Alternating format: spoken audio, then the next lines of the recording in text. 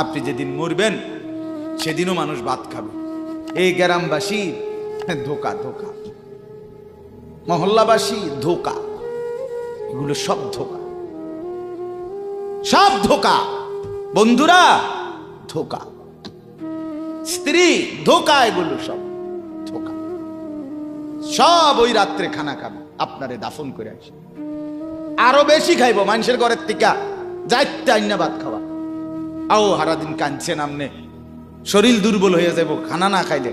ভাত খা, খানা বন্ধ। লাশের সামনে, লাশের সামনে মুসলমান আজকে জানাজা, লাশ সামনে, এখানে দাঁড়াইয়া জিগায় খানাটা কোন দিন কইয়া লাইলে ভালো আছিল। কি আহা আহা।